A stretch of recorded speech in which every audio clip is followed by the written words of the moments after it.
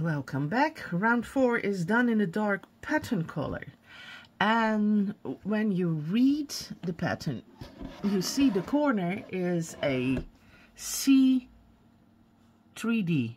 And you think, what is a C 3D? Well, if you stitch start with a C, it means it's all done in the same stitch. And 3D is 3 double crochets, front loop only. So that is our start. But because this is the start, and if you make 1, 2, 3, you can't pick up that yarn, you can't guide your yarn very nicely to the next row, and it will get bulky and it will show a lot at the back. See, now it shows a little bit, but it shows more. Now, nobody puts the wrong side on top, you know, so you can just do 3D here if you prefer. But if you want to guide your yarn with you and make it a little bit nicer in the back, I'm going to split up my corners. So 3D is 3 double crochets, front loop only. So I start now with my first D. Let me find it, and it's here if you see it. Let me put my stitch marker in it. It's not this one goes to that. It's here under my thumb. See, it's this one, and it will be a little bit tight, so I might use another, but this is only the first stitch because this is my setup stitch. Remember those 3 chains you made after your loop? This is my front loop. See, I need to put everything in here. I hope you can see it. Yes. So I hold my stitch marker there. I'm going to crochet 2 for the color change. 2 chains there. Get it wide tight, and then I want to go yarn over, but what I will do instead too is I want to guide that yarn, white yarn with me. So I hold it here and I'm looking 1, 2, I'm doing that in the first here, and I'm going to guide my yarn in the first of that corner double crochet, and I'm going to do yarn through. That's all.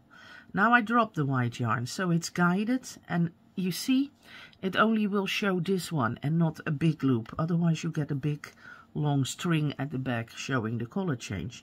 Now I'm going to make my double crochet. I'm put on yarn over. I need to get that, pick that up and make it a little bit looser by pulling it a little bit, because I really want that stitch. Pulling it more. See if I can take it up with this hook now. No, it's very difficult. That is only the first stitch that's difficult. The next stitches will be more easy. It's only that first one that's a little bit... And it doesn't want to go on my hook. No, it doesn't want to go. But it needs to go. But I really want this stitch. I will pull it a little bit more forward. And I'm trying to... Yay, I did it. Now I can drop it. There. So I do 1 double crochet, yarn through, and I got my yarn twice over. So now I'm going to pull through all of them. There. And see, now that white yarn is nicely and neatly hidden in the back. And I'm going to do my second one in the same stitch. Now a C 3D is 3 double crochets in the same stitch. What happens?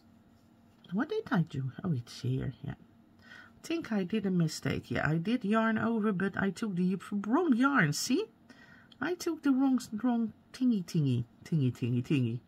So it looked a little bit weird. So here I am again at the beginning. Don't worry, I will make more mistakes. You can point them out to me. There. Now yarn over. And now do the first one. Look, this looks better, see? And all 3 at the end, because it's a double crochet, and this is only to guide your yarn that extra stitch. And now I'm going to do my second one. Then I'm going to continue what I was telling you, that this corner has, of course, 3 double crochets in 1 loop. But because it's the start corner, I like to do 2 and add 1 at the end. That's how I like it. I like that better. The pattern now says 1 single crochet, back loop only. So 1 single crochet. And that 1 single crochet is over that single crochet we made in the previous round. So it's easy to see. I'm going to make 3. Make sure you have the front loop of that corner of those 2 here. So the front loop in and then 3. 1, 2,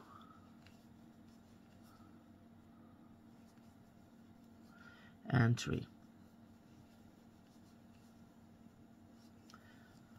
There, we did the next one.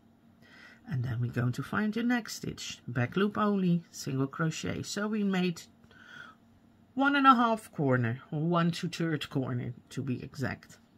We're going to do the third repeat. For easiness, I called it the third repeat because I won't forget. I hope I won't forget this stitch here.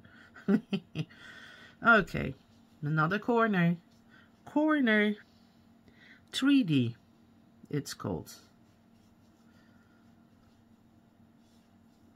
1D, 2, and 3.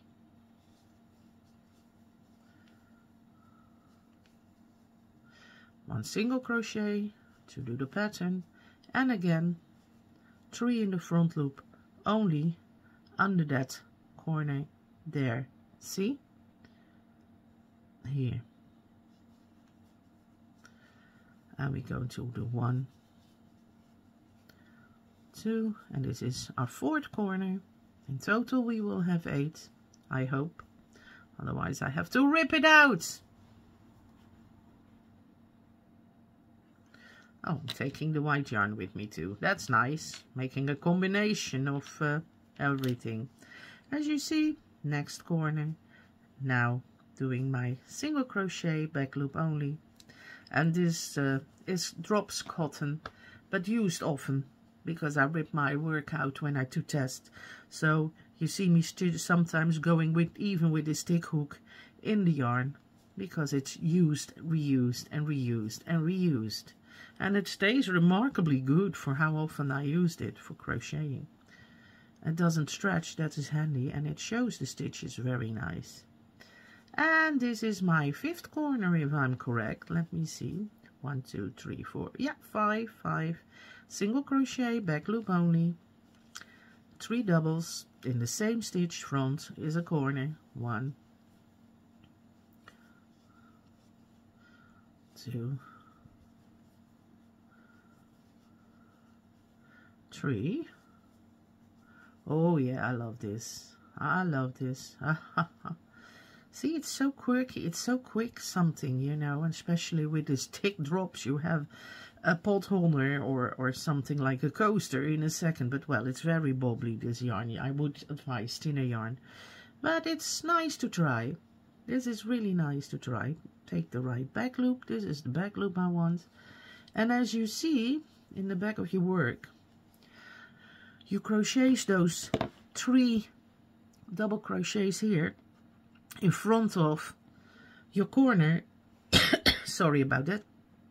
I need a sip. Got a thingy in my throat.